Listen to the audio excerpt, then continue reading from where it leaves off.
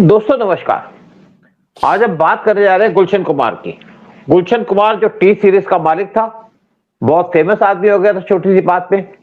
और उसके साथ उदय शंकर पानी की, उदय शंकर पानी जी की बड़ी गहरी दोस्ती थी गुलशन कुमार के साथ। और ये दोनों एक कॉलेज में पढ़ा करते थे दिल्ली के अंदर, साउथ दिल्ली में पढ़ा करते थे। और फिल्म इंडस्ट्री में भी इनका बहुत साथ था और हमेशा एक दूसरे के साथ रहा करते थे। बड़ी गहरी दोस्ती थी इनकी। और गुलशन कुमार हर एक चीज शेयर किया करते थे उदय शंकर पानी जी से। और उदय शंकर पानी जी से बेटर कोई नहीं जानता कि क्यों गुलशन कुमार को मारा गया, क्यों दाऊद उनको मारना चाहते थे। और ये चर्चा करने के लिए आज हमारे साथ उदय शंकर पानी जी बैठे हैं। उदय शंकर पानी जी, आपकी तो बड़ी गहरी दोस्ती थी गुलशन कुमार से। 11 साल तक आप एक दूसरे के दोस्त रहे, बॉलीवुड के अंदर भी रहे, एक ही कॉलेज में पढ़े। आप बताइए, गुलशन कुमार को जो दाऊद ने मारा उसके पीछे क्या राज था, क्या पर्पस थी और क्या वो करना चाहते थे फिल्म इंडस्ट्री के अंदर? सर, गुलशन जी की डेथ जब भी मुझे याद आती है तो मेरा खून उबल जाता है कि ये लिंचिंग की बात करते हैं। और ये मैं बताऊं आपको, I mean there are no doubt that this was a communal killing, totally communal killing. क्योंकि उस वक्त टी सीरीज का, गुलशन जी का राज चल रहा था फिल्म इंडस्ट्री के अंदर। He was powerful in every way. पूरी म्यूजिक इंडस्ट्री पकड़ ली थी, प्रोडक्शन की इंडस्ट्री पकड़ ली थी। और जो इन्होंने धार्मिक भजन, धार्मिक प्रोग्राम्स के अंदर करके जो पूरे हिंदुस्तान, क्या पूरी दुनिया के अंदर इनका नाम फैल गया था फिर, तो इनके साथ रहा। तो मेरा तो सर बहुत सौभाग्य है कि मुझे गुलशन जी के साथ 11 साल काम करना पड़ा और बहुत सीखा मैं उनसे। और अब उनका जो कंट्रीब्यूशन रहा हमारी फिल्म इंडस्ट्री के लिए, in terms of singers, in terms of music, in terms of new talent, अपार मतलब। और ये जो एक कहते हैं ना कि नदीम जो उनका एक डिस्कवरी था, उसका तो जो बाहर उसने जो रीजन दिया कि भाई मैंने इसलिए गुलशन जी के पीछे पड़ गया था, मैंने इसलिए उनको मरवाया क्योंकि वो ये प्रोफेशनल रीजन थे, ये थे, बिल्कुल नहीं। मैं बताऊं कि ये उदय देखो, जो आम जनता जानती है वो कहती है कि नदीम ने उसको मरवाया। नहीं, आप उसको उल्टा कह रहे हैं उसके ऊपर। नहीं, नदीम बेचौला आदमी था, वो बीच का आदमी था, मांडोली करने वाला था। और मांडोली करते करते वो खूब कमा रहा था अपने माने दोनों की डील की तरफ से। मैंने जो भी यहाँ पर अंडरवर्ल्ड के लिए डीलिंग होती थी आके, उसमें ये कमा। अरे उसने तो सर किसी को नहीं बख्शा। वो छोड़ो गुलशन कुमार, उसने अपने श्रवण कुमार जो उसका पार्टनर था उसको तक नहीं बख्शा। उससे भी पैसे निकलवाए उसने, ये कहकर कि मैं तेरे को बचा रहा हूं, तुझे ये अंडरवर्ल्ड को इतना देना पड़ेगा, ये करके वो कमा। तो बेसिकली हमारे यहाँ ना बंबई में एक वर्ड है मांडोली, कि आप यहाँ आप सेटलमेंट करवाते हैं और उसके अंदर कमाते हैं। तो नदीम का ये काम था। And definitely because of the communal reasons also, Nadeem का जो शायद मोटिव रहा होगा। लेकिन वो ऐसा फंसा कि अपने घर से दूर, अपने देश से दूर, कहाँ सड़ रहा है, कौन सी कंट्री में सड़ रहा है। और जो उसकी वाइफ उस टाइम प्रेग्नेंट थी, उसका मिसकैरेज हो गया। तो I am sure he is leading a very terrible life out there. और ऊपर वाला है सर, देखेगा बिल्कुल। तो बहुत बड़ा उसको अलग अलग तरीके के कलर दे रहे थे सर। सीधी बात है, मैं बताऊं आपको, गुलशन कुमार जी ने खुद मेरे कंधे पे हाथ रख के कहा था मुझे कि उदय, आज नहीं तो कल ये जिहादी मुझे मार देंगे, क्योंकि मैं हिंदू धर्म का बहुत काम कर रहा हूं। सही बात है, हिंदू धर्म का झंडा उन्होंने ऐसा उठा के रखा था इंडस्ट्री में। अगर गुलशन जी होते तो कभी भी इस्लामाइजेशन नहीं होता बॉलीवुड का बिल्कुल। और वो अच्छा, लेट मी टेल यू, उनके दिमाग में गुलशन जी कुमार को कोई धर्म की बात नहीं थी कि ये मुस्लिम धर्म का है। वो सबको ब्रेक देते थे आके, कोई भी उनको टैलेंट अच्छा लग गया।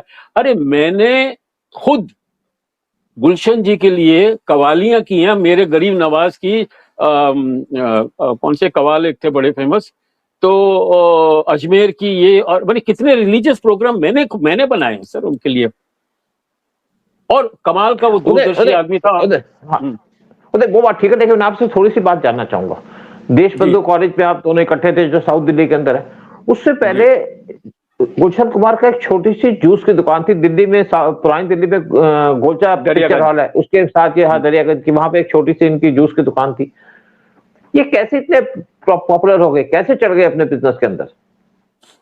Sir basically he was a go getter, और दिमाग तो था गुलशन जी का, बताओ।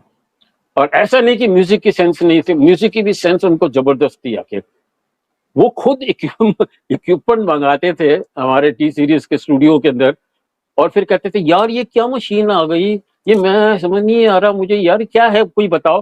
तो वो ये देखना चाहते थे कि वहां का जो स्टाफ है उनको उस मशीन के बारे में पता है कि नहीं। He had his own ways of judging people. और उनको मतलब मतलब आप बताऊं कि मैंने पहली बार ये जब किसी ने मुझे रिकमेंड किया गुलशन जी के पास, तो गुलशन जी मुझे बुलाया मुझे। तो मैं उस टाइम काफी मर्डर मिस्ट्री बनाना चाहता था, वो मेरे दिमाग में रहते थे। तो मैं उनके पास बोला जी मेरे पास बहुत सारे सब्जेक्ट हैं। तो मैंने फाइल वाइल लेके गया सारे, तो उन्होंने फाइल साइड में रख दी। एक काम कर, मैं तेरे बारे में सब जानता हूँ। अरे बिल्कुल सही बात है। वो कभी भी किसी को हायर करते थे तो पूरी रिसर्च करते थे, उसका पूरी जन्म पत्री निकालते थे वो। तो मेरी जन्म पत्री उसने निकाली हुई थी। तो उन्होंने बोला भैया तेरे बारे में सब मुझे पता है, एक काम कर उदय, तू मेरे लिए शनि के ऊपर फिल्म बना। शनि के ऊपर फिल्म? मेरे दादा परदादा ने कभी नहीं सोचा था कि भैया माइथोलॉजी कभी बनानी पड़ेगी मुझे। मैं तो इंस्टीट्यूट से निकला हिचकॉक का शागिर्द, मैं तो सस्पेंस थ्रिलर बनाना, मर्डर मिस्ट्री बनाना चाह रहा था। लेकिन कहते हैं ना, as a director when you are there in the industry in the beginning years, you really don't have a choice. You do whatever you want. वैसे भी सर मेरा नेचर ये रहा कि एड फिल्में नहीं बनाई, लेकिन जब एड फिल्में आने लगी तो बनाना शुरू कर दिया। हालांकि टी सीरीज की जितनी भी आप एड फिल्में देखते हैं, उनकी अगरबत्ती, धूप और सीडी की, they are all made by me. तो तो उनको सर उन्होंने मुझे बताया कि यार ये तो फिल्म बना जाके। तो मैं पहुंच गया, फिर उसके ऊपर रिसर्च करने लगा। भाई जो भी फिल्म बनाए तो सबसे बड़ा इंपॉर्टेंट उसका डिपार्टमेंट होता है रिसर्च डिपार्टमेंट। तो रिसर्च मैंने किया शनि के ऊपर, और मुझे लोगों ने आके बार बार बोला कि भैया तू मत बना, ये गुलशन जी तेरे को बता रहे हैं, फंसा देंगे तेरे को यार, तो ये शनि के ऊपर फिल्म बना रहा है और कुछ ऊपर नीचे हो गया तो शनि तेरे को छोड़ेगा नहीं। क्योंकि सबने आके मुझे डिस्करेज किया। मेरे अंदर जो बच्चा था, बच्चे ने बोला कि भैया अब तो बना तू, क्यों क्यों क्यों तेरे को सबको मना कर रहे हैं, क्यों मेरे को सब मना कर रहे हैं कि शनि के ऊपर फिल्म मत बना। और शनि के ऊपर मैंने रिसर्च की, मेहनत की, फिल्म बनाई। और गुलशन जी ने कहा अच्छा भाई जब वो देखने गए तो कहाँ फिल्म दिखा जरा। तो उन्होंने मेरे ख्याल से 2 शॉट देखे होंगे शुरू के। कहते हैं ना वो चावल देख के आदमी को पता लग जाता है कि चावल पक गया है कि नहीं, कितना अच्छा है चावल पका है। वो उनको इतनी सेंस थी कि 2 शॉट देख के उसने पता लग गया था कि एक अच्छी फिल्म बनी है। तो कहता हो यार उदय तूने अच्छी फिल्म बनाई है, अच्छा दूसरी फिल्म तेरे को मैंने बोला था वो कब बना रहा है जाके। तो हमारी इतनी पटती थी कि एक फिल्म खत्म होने से पहले मेरी दूसरी फिल्म शुरू कर देते कि ये कहीं भागे ना। और जब उनकी डेथ हुई, which was great setback for me professionally. मतलब मैंने वो 11 साल क्या, मैं 10 साल पीछे चले गया, क्योंकि मुझे पता था कि गुलशन जी जब तक है, मैंने गुलशन जी के साथ मेरी इतनी जमती है, मेरे को काम की कभी कमी नहीं होगी। और बहुत बड़े बड़े प्रोजेक्ट मैंने इन्होंने दिल्ली में जाके, नोएडा में बताया, बड़ा स्टूडियो बना रहे थे जहां हर दीवार एक अलग तरीके से, हर एंगल एक अलग तरीके से सेट को क्रिएट कर मैंने दर्शाती थी यहाँ पे। तो उनकी प्लानिंग बड़ी अच्छा जबरदस्त थी। उदय उदय एक बात बताओ कि जो उदय एक बात बताओ कि जो नोएडा में जो जहाँ फिल्म सिटी है, जहाँ पे सारे स्टूडियो, वहीं पे इनका पहले बनाया था इन्होंने अपना ऑफिस? जी जी, पहले उन्होंने अपना ऑफिस बनाया था, बहुत बड़ा ऑफिस था उनका, वहाँ स्टूडियो भी बन रहा था, वहाँ स्टूडियो विथ रेडीमेड सेट्स बना रहे थे आके, और बड़े इनोवेटिव चीजें उन्होंने सोची थी उसके लिए। तो अगर वो स्टूडियो बन गया होता तो it would have been very good for the north film industry as well as plan उनकी गुलशन जी की यही थी कि भी यार मैं प्रोडक्शन जरा मैं चाह रहा हूँ कि दिल्ली एक बहुत बड़ा प्रोडक्शन हाउस सेंटर बने, तो मैं तो करवाऊंगा यार, मैं तुम्हें 5-6 फिल्म, हालांकि मैं एग्री नहीं करता था उनको। मैंने कहा सर आप इक्विपमेंट ले आओगे, सब ले आओगे, प्रोफेशनलिज्म कहाँ से लाओगे सर? जो बम्बई का एक काम करने का तरीका वो नहीं मिलेगा आपको दिल्ली में। तो हमारा खैर वी वर फ्रेंड्स एंड हमारे we used to disagree also, और हमारी डिस्कशन भी होती थी, बट मैं बताऊं कि उनका योगदान फिल्म इंडस्ट्री के लिए अपार था। आप माने यू कांट इमेजिन वो इंडस्ट्री को कहां से कहां ले गए, म्यूजिक इंडस्ट्री को कहां से कहां ले गए। देखिए वो आज आपको पता लगता है कि गुलशन जी जाने के बाद हमारी फिल्म इंडस्ट्री ऐसी बैठी कि आज तक नहीं उठ पाई। कैसे बैठ गई? क्या नुकसान हुआ? क्या हुआ? वो क्या हो गया कि उस time music was a very big source for earning money. जिस फिल्म के अंदर थोड़ा म्यूजिक अच्छा हो गया तो ये तो करोड़ों का दे देते थे पैसा अपना गुलशन जी, और पूरी फिल्म इंडस्ट्री के अंदर कोई भी फिल्म बनाए and he would go and by that film for exorbitant rates. तो उस तरह से फिर भी उसके बाद सिंगर्स भी, और उसके बाद जैसे नदीम श्रवण, उनको उठाने वाला ये आदमी। अब ये नमक हरामी देखिए नदीम की, जो आपने उनकी पीठ के ऊपर चाकू खोपा, by negotiating, by acting on behalf of the underworld। Sir ये जो आज मैं बताऊं आपको कि ये जो पूरा प्लानिंग हुई थी, this was from across the border, और वो इसलिए कर रहे थे, वो इसीलिए कर रहे, और ये छोटा शकील था इसमें इन्वॉल्व जाके, छोटा शकील इन्वॉल्व था, छोटा शकील इन्वॉल्व था। तो ये इसलिए कर रहे थे कि दे वांटेड मुस्लिम डोमिनेशन है, और जब तक गुलशन कुमार रहते इस्लामाइजेशन बिल्कुल पॉसिबल नहीं था। और सबसे बड़ी बात, उनको मारा गया आफ्टर द सेटलमेंट, यानी जो उनसे डिमांड की गई थी 10 करोड़ मांगे गए थे उनसे, वो 10 करोड़ कुछ 3.5 करोड़ में कुछ बात जमी थी, उन्होंने दे दिए पैसे, और दे के उन्होंने कहा यार अब तो सेटलमेंट हो गया, अब तो कोई डर नहीं है। और रोज वो एक मंदिर जाते थे अपना चार बंगला के अंदर अपना बम्बई में, वो जीत नगर कॉलोनी है, जीत नगर कॉलोनी, और उस मंदिर में मैं तकरीबन हर दूसरे दिन उनके साथ जाता था, गुलशन जी के साथ उस मंदिर में। तो वहां जाके छोटे से मंदिर में पता नहीं उनको कौन क्या वहां पर दर्शन हो गए थे, कहते हैं जी इसलिए वो वहां जाते थे, और वहां पर जाके लड़कियों को बुला के उनकी कंजक, उनके पैर वैर धोने थे, और पूरे इलाके के अंदर मिठाई बांटते थे। अब उस इलाके का ये देखिए कि जब गुलशन जी के ऊपर गोली चली तो किसी ने भी दरवाजा तक नहीं खोला। मैं भी डर उदय, मैं आपको बिल्कुल उदय, मैं आपको बताऊं कि ऐसे जो मैं देख रहा हूं उसके अंदर कि सुबह 10:10 से वो अपनी कार से निकली, व्हाइट कुर्ता पहना हुआ था। सुबह की बात है, सुबह की बात है। नहीं सर, ये इवनिंग की बात है, ये रात को हुआ है जाके, ये इवनिंग में जाते थे गुलशन जी इस मंदिर में। तो वो उनको लगा कि यार पैसों की सेटलमेंट हो गई है, अब मुझे कौन क्या करेगा जाके। तो हालांकि उस वक्त मैं मायावती के ऊपर एक फिल्म बना रहा था यूपी में, और हमें यूपी में खबर थी कि इनकी लाइफ डेंजर में है, इनको थ्रेटनिंग कॉल्स आ रहे हैं, और बहुत कई बारी उन्होंने अपनी टिकटें बुक की टू गो टू दिल्ली लेकिन वो कैंसिल करते रहे। उनके दिमाग में ये था कि यार मैं सेटलमेंट करके जाऊंगा, मैं इस प्रॉब्लम को आगे नहीं खींचना चाहता, मैं इसको सेटलमेंट करके जाऊंगा। तो हो गई, थ्रेटनिंग आती थी, नदीम उनको बोलता था सर ये बात करिए ना, ये दुबई से फोन आया है, तो गुलशन जी बात करते थे, तो सेटलमेंट हो गया। गुलशन जी ने फिर ये भी बोला था यार देखो तुम मेरे को 10 करोड़ मांग रहे हो, मैं 15 करोड़ देता हूँ, but I will give it to a Muslim social organisation, मैं लोगों को जिसका मुस्लिम्स का फायदा हो जाके मैं वहां दे दूंगा जाकर, मैं आई विल डू इट।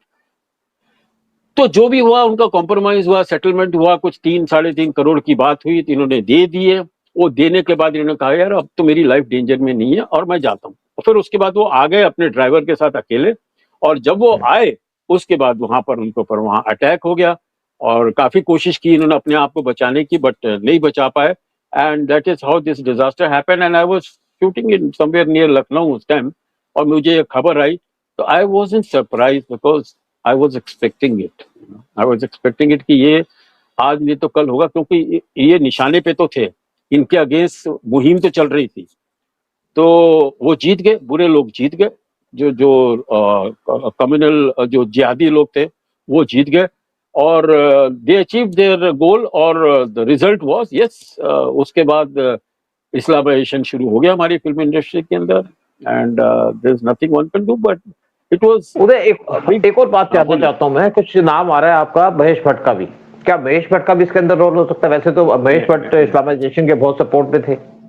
नहीं, महेश भट्ट का बिल्कुल नहीं, हालांकि महेश भट्ट का कैरियर उठाने में पूरा श्रेय जाता है गुलशन जी को। आशिकी जो उन्होंने फिल्म बनाई उनके साथ, और जिस तरह से उन्होंने महेश भट्ट को प्रमोट किया, and I don't think, I really don't think Mahesh had any hand in this matter. उनको कोई मोटिव ही नहीं था, और बेकार में वो फिर वो टाइम वीडियो वालों को फंसा दिया। टाइम वीडियो वालों का कनेक्शन यही था कि जो असैसिन थे उनको पैसा देना था टाइम वीडियो वालों ने, तो वो उनका कनेक्शन था इसके अंदर, कि वो after the attempt, after the murder, after the assassination, तो वो जो पैसा देना था वो बेचारे टाइम वीडियो से उन्होंने, फिर तो क्या हो गया, गुलशन जी गए तो सब लोग डर गए, और जिससे भी उन्होंने फिरौती के पैसे मांगे उन्होंने झट करके निकाल दिया। जो उनका पर्पस था वो सॉल्व हो गया ना। वो डर पैदा करना था उन्होंने फिल्म इंडस्ट्री के अंदर, कि वो सारी फंडिंग उसके बाद शुरू हो गई अंडरवर्ल्ड की, दाऊद की, फिर इन्होंने जाके जो इनको चाहिए, जो इनके तलवे चाटता था, उस फिल्मों को ये लोग प्रमोट करते थे।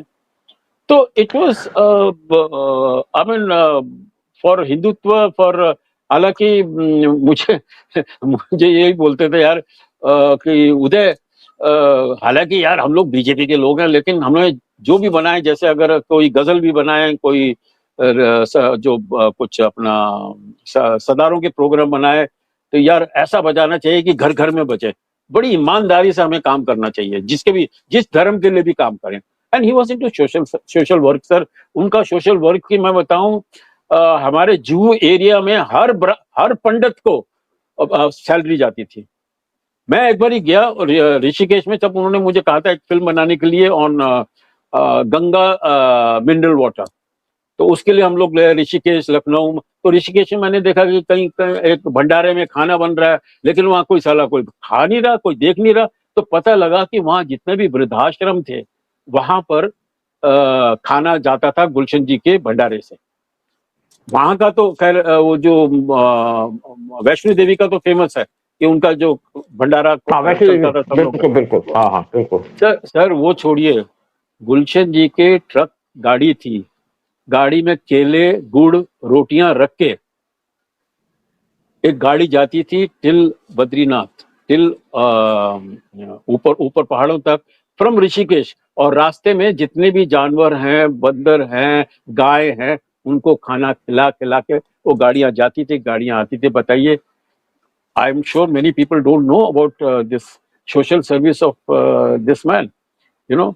और जब भी अपनी गाड़ी के अंदर ना, पीछे डिक्की के अंदर मैं देखता था, गुड़ रखते थे, रोटी रखते थे, और कुछ फल वल रखते थे। जहां भी कहीं गाय मिल जाए तो एकदम निकल के उसको गुड़ वुड़ खिलाते थे, सब करते थे। तो ही हैड बिकम, देखिए जो भी इनके करियर शुरुआत में इनको अपना प्रोफेशन जमाने के लिए शायद इन्होंने थोड़ी रफ गेम खेल ली होगी, कि किस तरह से HMV का कैसेट जो 80-90 रुपए का होता था, वही चीज इन्होंने 15 रुपए में शुरू की। और ऐसा नहीं कि इंफीरियर था, इनके टेप बड़े सुपीरियर थे, लेकिन लूटमार कौन कर रहा था? HMV। लूटमार कौन कर रहा थी? दूसरी कंपनियां। इन्होंने कहा, एक बार मुझे बोलते हैं, कहता है यार उदय, मैं 17 रुपए में ये ऑडियो कैसेट बेच रहा हूँ यार। वो यार इसके अंदर भी मेरे को 5-5.5 रुपए का मेरे को फायदा है। अब बताइए, लूटमार गुलशन कुमार कर रहे थे या ये दूसरी बड़ी बड़ी कंपनियां, सारेगामा कंपनी एंड HMV वगैरह? लूटमार तो ये कर रहे थे आम पब्लिक से। गुलशन जी ने वही चीज सस्ती बेच के भी प्रॉफिट कमा रहे थे।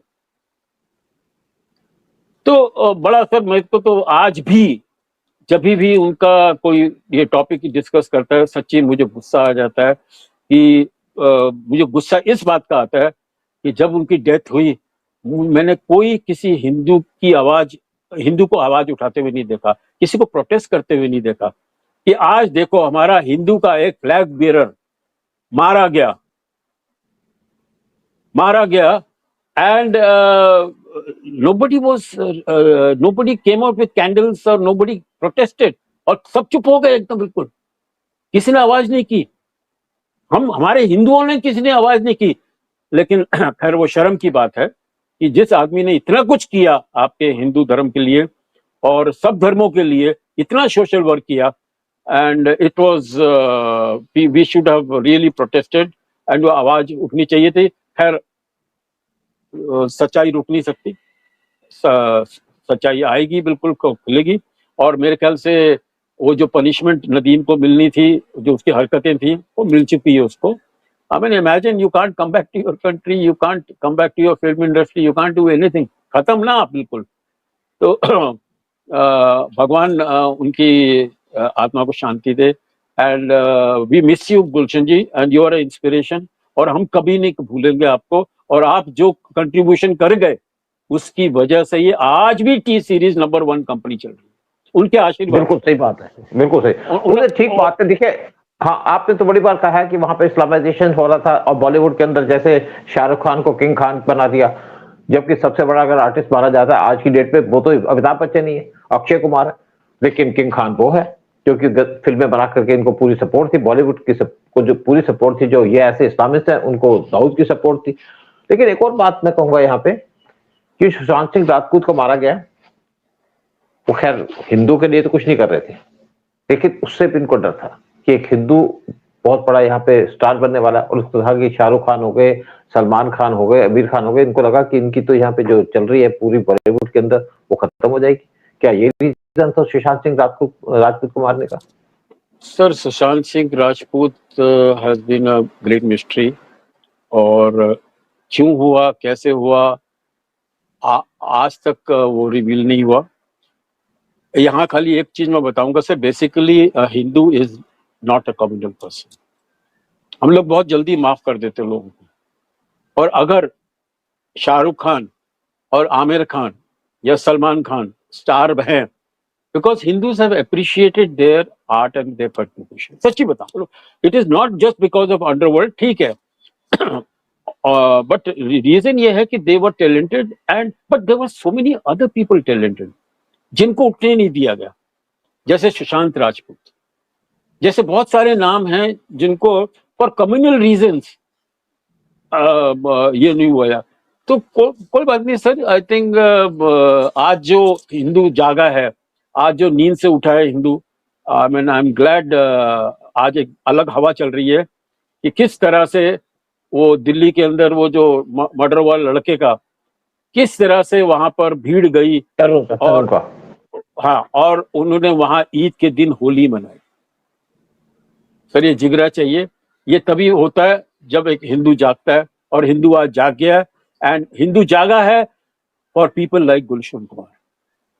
सच्ची कह रहा हूँ उदय वैसे देखो, हम गुलशन कुमार की बात तो कर ही रहे, लेकिन मैं आपसे एक और छोटी सी बात करना चाहूंगा। अभी पिक्चर धुरंधर आई है, धुरंधर से क्या फर्क पड़ा हिंदुओं को, और क्या फर्क पड़ा जो इस्लामिस्ट बैठे हैं बॉलीवुड के अंदर? सर हिंदुओं को ही नहीं, मुस्लिमों को भी। आज आप जाइए पिक्चर देखने के लिए धुरंधर, आधे लोग आपको मुस्लिम मिलेंगे। एक तो ये रीजन है क्योंकि पाकिस्तान बेस्ड स्टोरी है, शायद उनका वो रीजन होगा, बट सच्चाई दिखाई है। मेरे ख्याल से मुस्लिम्स भी अप्रिशिएट कर रहे हैं कि यार ये सच्चाई दिखाई जा रही है। ये जो जाली नोट का जो चक्कर था, या अतीक अहमद का जो चक्कर था, प्रॉब्लम ये इसकी जो इसका जो रेन ऑफ टेरर चल रहा था यहाँ पर, सो ये बातें सारी आज लोगों को पता लग रही है। और full marks to the director producer for making films sincerely. और सारे इतने जो कारनामे हो रहे हैं जिहादियों के, पाकिस्तानियों के और कांग्रेस वालों के, जो एंटी नेशनल एक्टिविटीज हुई है, किस तरह से खूबसूरती से पिरोया है, और 3 घंटे या 4 घंटे के अंदर कितने विषयों के ऊपर उन्होंने पब्लिक को समझा दिया कि भैया एक्चुअली ये हो रहा था। तो आज लोगों को पता लग रहा है, तो I am sure it is doing great by showing this truth. ये इन्होंने ट्रुथ बताया, और आज मेरे ख्याल से सिनेमा का बहुत सही इस्तेमाल किया। और अगेन यहाँ पर हिंदू लोग कोई वो एंगल नहीं देख रहे कि वो इस्लामाइजेशन या हिंदू, नहीं, it is a good film and it is talking of truth and it is talking of country and that is what everybody is appreciating and I am sure ये फिल्में बहुत पहले बन गई होती अगर गुलशन कुमार जी जिंदा रहते तो। ऐसी बहुत धुरंधरे बनाते वो बनाते आके, वो देशभक्त थे, ही was a nationalist absolutely and a great social worker. उन्होंने, उनके कारनामे ऐसे हैं कि लिखने जाए तो पूरी किताब खत्म हो जाए। तो बिल्कुल सही बात है। आज हाँ बिल्कुल श्रद्धांजलि देनी चाहिए इनको, गुलशन कुमार को। लेकिन मैं यहाँ पे कुछ और एक बात करूंगा, ये धुरंधर बन गई, पार्ट 2 पार्ट 3 भी आना चाहिए, वो भी आएगा। देखिए एक और बात मैं, हाँ बिल्कुल, मैं एक और बात आपसे कहूंगा। देखिए आपने तो पिक्चर देखी, आपने तो पिक्चर के हिसाब से भी देखा, आपने कुछ चीजें देखी, मैं तो रॉ का आदमी और इससे बहुत सी चीजें दिखाई गई है रॉ के बारे में। जितने भी ऑपरेशन थे, आप जो अननोन गनमैन का ऑपरेशन था वो तो रॉ का था। अब मैं खुद आज जानता हूं इसमें 13 लोगों का बताया गया, मारे तो कम से कम 40-50 लोग हैं जो अननोन गनमैन ने मारे।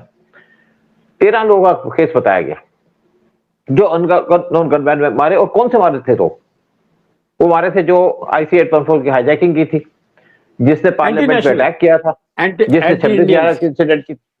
बिल्कुल बिल्कुल। माने देखिए एक सिंपल लाइन मोदी जी ने कही है कि भैया अभी समय आ गया है आपके कि इन लोगों के घर में घुस के मारने का। अब इनके घर में घुस के मारेंगे, पाकिस्तान में मारेंगे या लंदन में मारेंगे या ऑस्ट्रेलिया में मारेंगे। अब इनको क्योंकि इनको यही भाषा समझ आती है सर, इनको शांति की बात और इनको भाईचारे की बात नहीं समझ आती है सर। ये तो हिपोक्रेसी में बिल्कुल एकदम। तो एनीवे आई थिंक आज इतना लंबा प्रोग्राम बन गया, मुझे लगता है ये दो भाग में नहीं करेंगे तो एक भाग में फिर उधर एक छोटी सी बात कहूंगा कि ये जो पिक्चर आई इसके बाद पाकिस्तान में थोड़ा एक्शन हुआ। पाकिस्तान में धरपकड़ चल रही है, स्पेशली कराची के अंदर। कराची के अंदर क्या चल रहा है, वहां पे जो लोग बैठे हैं, जैसे वहां पे भीख मंगे हैं, साइड पे सोए हुए हैं, उनको पुलिस उठा के ले जा रही है। हर एक को चेक किया जा रहा है कि कोई ये रॉ का एजेंट तो नहीं है। और जो भिखारी बैठे हैं उनको उठा करके ये चेक किया जा रहा है पूरी तरीके से कि रॉ का आदमी तो नहीं है, कोई हिंदू तो नहीं है। उसको पूछा जा रहा है पूरे डिटेल से। पाकिस्तान तो घबरा चुका है इस टाइम पे कि रॉ उसके अंदर घुस चुका है। चलिए इसकी हम बात अलग से भी करेंगे, दोबारा से कहेंगे, धुरंधर की बात भी कर लेंगे। अगर कुछ इश्यू रह गए आपके गुलशन कुमार जी की बात भी कर लेंगे, वो भी करेंगे। सर वो ये खत्म करने से पहले एक खाली वर्ड बोलूं, आप गुलशन जी का, मैंने इनके लिए बहुत म्यूजिक वीडियो बनाया गुलशन जी के लिए, तो उन्होंने खाली एक सिंपल सेंटेंस मुझे बोला था कि उदय ऐसे तुम म्यूजिक वीडियो बना जिसमें म्यूजिक उभर के आए एंड नॉट द विजुअल्स। लोगों का ध्यान विजुअल पे नहीं जाना चाहिए, गाने। देखिए बहुत बड़ी बात की है, बहुत गहरी बात है। ये आम प्रोड्यूसर हमारे यहाँ नहीं समझते ये चीजों को, लेकिन गुलशन जी समझते थे। उनके अंदर सेंसिटिविटी भी थी, उनके अंदर समझदारी थी, दूरदर्शिता उनके अंदर थी, एंड नेशनलिस्ट थे। एंड एक पुजारी आदमी था जिसको मारा, जिन जिन जिन जिन जिन का हाथ था इसमें, वो लोग देखना तड़प तड़प के मरेंगे। और ये पाप जैसे मर रहे हैं, दाऊद तड़प तड़प के मर रहा है। आपने देखा ना धुरंधर के अंदर दाऊद का क्या हाल है। सर इनका सबका अंजाम यही हो रहा है। Yes sir. चलो ठीक है, बात हम बहुत लंबी बात भी कर सकते थे। उदय शंकर जी के पास तो इतनी डिटेल्स है कि हम 2 घंटे भी बात कर सकते हैं गुलशन कुमार के ऊपर। चलो कोशिश करेंगे कि इसका पार्ट 2 भी करें बहुत जल्दी। और आपसे रिक्वेस्ट करते हैं चैनल को सब्सक्राइब कीजिएगा, और आपके पास कोई क्वेश्चन है तो पूछिएगा, हमारे चैनल पे क्वेश्चन डालिएगा ताकि उदय शंकर पानी जी उसका जवाब दे सके। नहीं तो हम ये भी कोशिश करेंगे कि कुछ और नई चीजें ढूंढ के गुलशन कुमार जी के बारे में बताए। सुशांत सिंह राजपूत के बारे में तो पहले बहुत सी बातें की थी। और प्रोग्राम खत्म करने के साथ साथ कहेंगे कि आप इस प्रोग्राम को देखिए, लोगों को दिखाइए, चैनल को सब्सक्राइब कीजिएगा और शेयर कीजिएगा। जय हिंद, जय भारत और जय गुलशन कुमार। जय हिंद, जय भारत। गुलशन कुमार जी की आत्मा को शांति दें एंड वंदे मातरम।